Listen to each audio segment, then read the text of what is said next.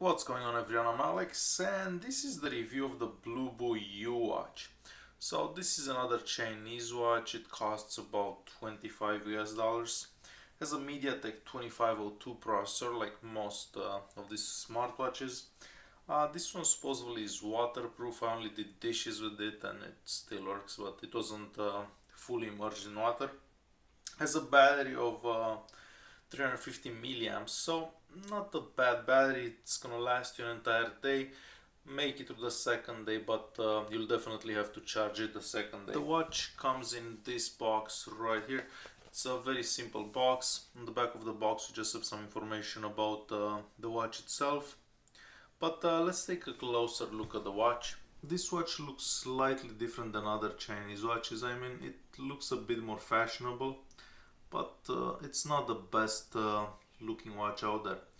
On the left hand side of the watch you just have a microphone, the charging port that's covered, and the speaker. On the front of the watch you just have a button. That button basically it's used to open apps and press OK for stuff. On the right hand side of the watch there is a button, that's the power button, and basically that's the button you're gonna use the most to turn on and off the display. The back of the watch is made out of plastic and you can see U Watch right there written on the back of it.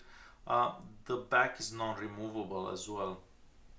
The band of the watch imitates leather, however you can tell that it's not leather very easily. The watch can connect to your phone through a variety of apps. I'm using MediaTek smart device. I mean, it works just like any other app for this kind of watches. You basically have one thing that you can do: select what notifications should be pushed onto your phone. You can also use this app if you lose the phone or something like that, or if it gets disconnected from the watch. If we press device info here, we get some information, but I don't believe this is the right information for this particular watch. Other than that, the app is not very useful. I mean, you can't really do anything else with it. So let's leave the app alone and take a look at the watch. For this watch you can select 4 watch faces. Unfortunately you cannot install other ones. This is the second one, and if we go back in here I'm gonna show you a digital one. This is the third one, and I'm gonna show you the fourth one as well. This would be the fourth one. So you don't have a great selection of watch faces, and unfortunately you cannot install any either. The find the phone function, basically you press that and the phone makes a sound. The alarm, it's very basic, you just select an alarm for the watch to ring at a certain time. The menu style is you can change the style how the watch looks, like the apps. See, it's all changed a bit now. The Bluetooth is very straightforward to connect to your phone. The phone book, depending if you gave access to your phone's phone book, will show up here. However, I haven't done that. The dialer is very simple, and I'm gonna make a quick phone call. So basically the watch is gonna call through my phone. Hi there. Welcome to Fido.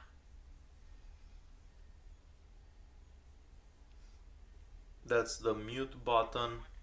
We're verifying your account. Our self-serve menu is a breeze to use. Try it out to check your usage, your account balance, and So you can make phone calls from the watch itself if your phone is in the pocket. Call log is very simple. I mean, whatever calls you have. The notifier will show you any notification that the phone has. So it's going to show you 5 notifications. So if you get more than 5, they kind of reset themselves.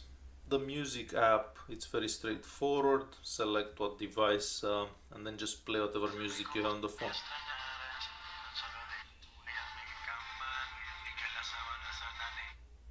And you can pause, keep, and so on. That was at maximum volume, by the way.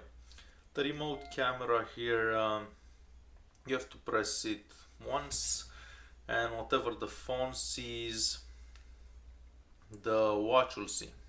So you can take a picture, and that's the picture that the phone just took. So it's very straightforward. You basically use it as a remote shutter for your phone. The pictures don't get saved in the watch. The settings app, we have a couple of options here. I'm going to show you what languages are available. I'm just going to scroll through them. So there aren't that many on this particular watch, and that's all we have. The LCD backlight, you can really select the brightness, only how long the screen should be on, unit setup, and volume settings, and that's about it. So the volume was at maximum. In the ringtone app, you can select if the watch should vibrate. Now it vibrates, or if it should ring like a ringtone or something.